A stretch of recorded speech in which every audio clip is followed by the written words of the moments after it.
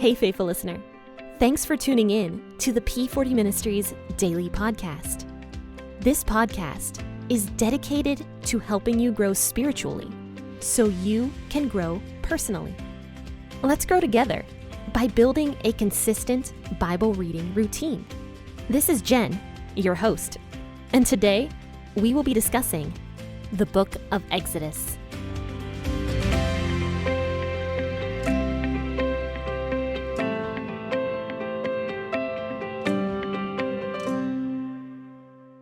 Hello and good morning. Thank you for tuning in to the P40 Ministries podcast on this lovely Wednesday morning.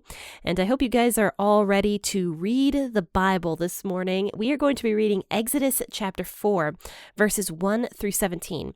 I'm actually really surprised that we are already in Exodus chapter 4. It feels like we just started Exodus and now we're already 4 chapters into Exodus. So this is crazy how fast we're moving through the Old Testament. And we're going to be reading Exodus 4 verses 1 through 17 today. And we're going to be talking about some of the problems that Moses is experiencing within himself and kind of throwing those problems onto God here. So let's go ahead and read this. I will be reading out the WEB version as I always do, but you guys should read out of whatever version you prefer to read out of, and make sure to grab that cup of coffee, and let's go ahead and start reading. Moses answered, "But behold, they will not believe me, nor listen to my voice, for they will say, Yahweh has not appeared to you." Yahweh said to him, "What is that in your hand?" He said, "A rod." He said, "Throw it on the ground."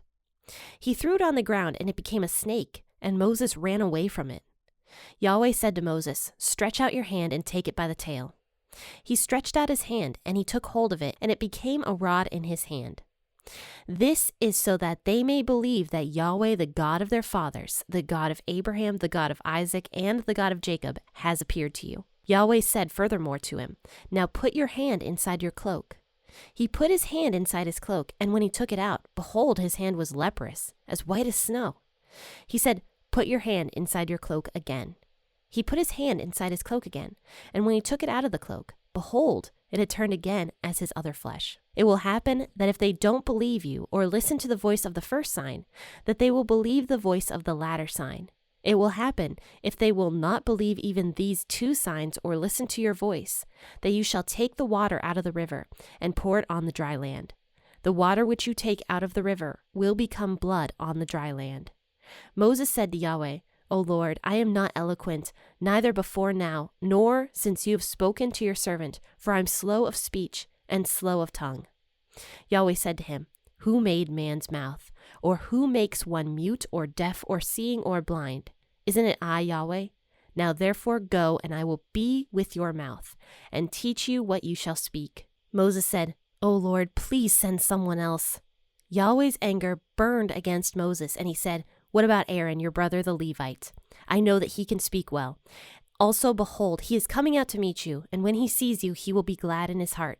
You shall speak to him and put the words in his mouth. I will be with your mouth and with his mouth, and will teach you what you shall do. He will be your spokesman to the people. It will happen that when he will be to you a mouth, and you will be to him as God, you shall take this rod in your hand with which you shall do the signs."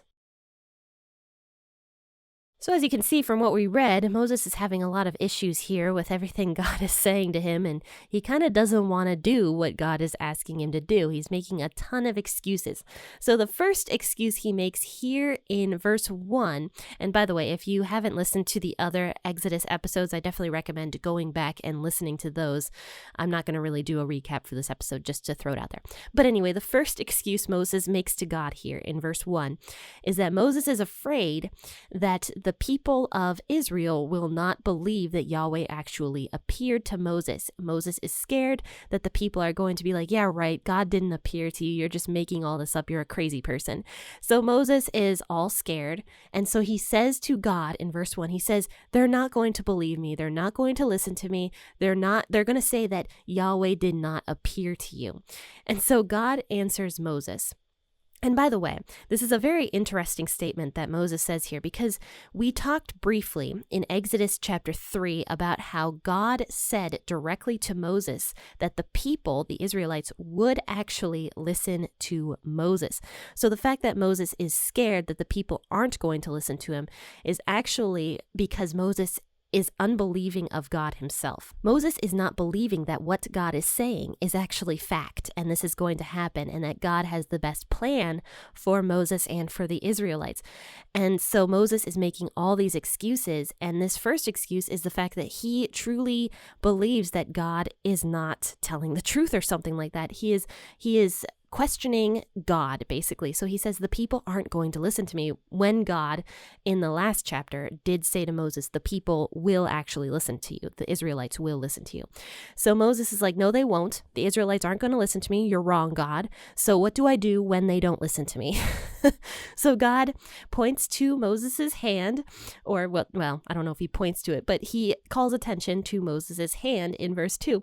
And he says to Moses, he's like, what's that in your hand? And so Moses is like, it's a rod for, my sheep herding. It's a rod. So God says to Moses, he's like, okay, so Moses, throw that rod on the ground. So Moses throws the rod on the ground and it becomes a snake. And this scares Moses so much that Moses runs away from it. He jumps back. He is terrified that all of a sudden the rod that he uses every day to herd sheep has now become a snake, perhaps a poisonous one. Who knows? But one way or the other, it becomes a snake, and Moses freaks out. And so then Yahweh then says to Moses in verse 4, he's like, take the snake by its tail. So Moses reaches down and actually does this, and he takes hold of the snake by its tail. Now, if this was a poisonous snake or a venomous snake, you don't want to take the snake by the tail, because the snake can just wrap around and bite you wherever it wants to bite you. But God was asking Moses to do this because he wanted to see where Moses's faith was. So Moses did have enough faith to trust that God was going to take care of him and that the snake was not going to bite him. And so in his probably uncomfortableness, maybe Moses didn't like snakes, I don't know, not many people do like snakes, but Moses reaches down and takes the snake and holds it by its tail, and as soon as he does this, it becomes a rod again in his hand. So it's just kind of crazy. And so God says to Moses after this happens, he's like, so you're going to perform that sign to the people and they will probably believe you, but if they don't believe you, do this next sign. And he says to Moses, he's like, put your hand inside of your coat. And so Moses has this cloak on, or this coat, or this over covering, whatever they used to wear back then. And he puts his hand inside of the top of his cloak. And when he pulls his hand out, it says here that his hand became leprous, so leprous that it was as white as snow. Now, one thing I didn't actually realize was that the word leprous in Hebrew didn't necessarily mean leprosy. The word leprous could mean kind of any sort of disease that was a skin disease. So this didn't necessarily mean that Moses had leprosy all of a sudden, but one way or the other, there was some sort of skin problem that Moses got when he took his hand out of his cloak, and his hand was so leprous or diseased or something like that, that his hand was actually white with a skin problem. So then Yahweh says to Moses, he's like, okay, now put your hand back inside of your coat. And so that's what Moses does. And when he takes his hand out again, it's completely normal. It's restored back the way it was before he put it inside the coat the first time. So it says here that God tells Moses, he's like, if they don't believe the first sign, then they will believe this sign. That's what he says here in verse 8. He says, they will believe this last sign. But if they don't even believe those two signs or listen to what you're saying, then take some water out of the Nile River and just pour it on the dry land. And when that happens, it will become blood on the dry land. And that is the third sign that Moses was supposed to do with the people if they did not believe what Moses was saying. So I truly believe, because God had already said in Exodus 3 that the people were going to listen to Moses. I think God was performing these signs for Moses rather than answering Moses's question. I think God was showing Moses, look at my power. Don't be fearful. Don't be questioning everything. Don't be unfaithful, because look at all this stuff I am able to do. I can make snakes docile. I can make leprous skin problems clear again. I can do all this stuff. I can turn water into blood. I can do whatever I want. I am God. And so this is what he's saying to Moses. And I think these signs were for Moses himself, to show Moses God's power and to help Moses understand that God is sovereign, and basically to help Moses' faith along. So God, honestly, is just a very, very merciful God. He is always pulling people towards him in whatever way that he can. And he was pulling Moses towards him by showing Moses all of these crazy signs and wonders. And to us, they're really weird. And we can't really understand or process this because it goes outside of our natural laws pretty much, but God can do whatever he wants.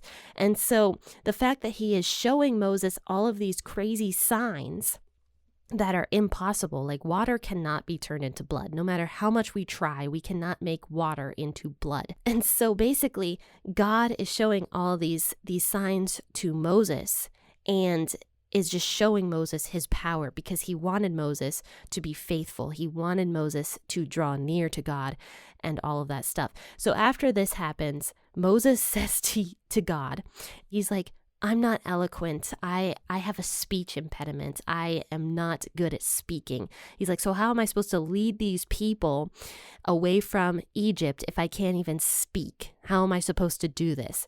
And so God says to him, he's like, who made you? Who made man's mouth? Who makes one mute or deaf or seeing or blind? Isn't it I, Yahweh? And he says, go, and I will be with your mouth, and I will teach you what you shall speak. And I want to mention here that God is not angry yet. Even though Moses asks this question, he says, I am not eloquent. I can't speak well. How am I supposed to speak? Even though all of these signs were just shown to Moses, he is still being unfaithful, but God is still being super patient with him. At this point, if this was me having this conversation with Moses, I'd be like, what is wrong with you? Just go. Shut up and go. And it's a really, really good thing that God is so patient, isn't it? Because he was very loving towards Moses even during all of this. And so Moses is just making excuse after excuse after excuse, even though God is showing him all these signs and wonders and whatever else. So God says to Moses, he's like, who made you? Who made man's mouth? Who makes one mute or deaf or seeing or blind? Isn't it I, Yahweh? And some people think that that's a really mean statement. Like, why would God make one mute or blind? But the point of this statement, I believe, personally, is God is showing Moses that even if one is born blind, and for example, I don't know if we talked about this in Matthew. Sometimes I mix up what we talked about and what we didn't talk about. But there was a blind man, I think it's in Mark actually, that Jesus encounters, and the disciples are asking Jesus, what happened to this blind man? Why was he made blind? Was it because he sinned or because his parents sinned? And Jesus says something along the lines of, no, he was made blind to fulfill a purpose. And so when God makes people mute or blind, there is a purpose for them. There is a purpose for that is a purpose either for them or for the people around them. So even if Moses was a mute man, say he really did have a speech impediment and couldn't speak very well, even though I personally believe that it's just Moses making excuses. But one way or the other, even if Moses was a mute person, God could still use Moses to speak to the people. And that would be fulfilling a purpose that Moses had, even if he was born mute. So God has these purposes for people, even though it might seem cruel at the time. There is a really, really great purpose for that person, especially if that person is believing that God can use them in whatever way God wants to use them. I mean, there are so many people out there that have had, physical problems that God has used in such crazy and ridiculously wonderful ways. And I mean, I can't think of any right off the top of my head, but I mean, God uses people who have weaknesses to show his power and glory all the time. And so when God says this here to Moses, he's saying, I can use even a mute person to go out and to do what needs to be done. I can use a blind person to lead people. I can do whatever I want. So why are you still making these excuses? Why are you still not faithful? So then after God says this particular statement to Moses, here's where Moses' heart really is. And this is what he says to God. He says, God, please send someone else. And that was the point Moses was getting at with all of these excuses. He didn't want to go. He was unwilling. And that's why I think that the speech impediment thing was just an excuse that Moses was making. He probably did not have a speech impediment. And so he is saying to God, truly now, what his true feelings are. I don't want to go. I am scared. I don't want to do this. Why are you sending me? I don't want to be rejected again like I was when I was the Prince of Egypt. Who knows what Moses was thinking? But one way or the other, his true colors are finally coming out and he says to God, I don't want to go.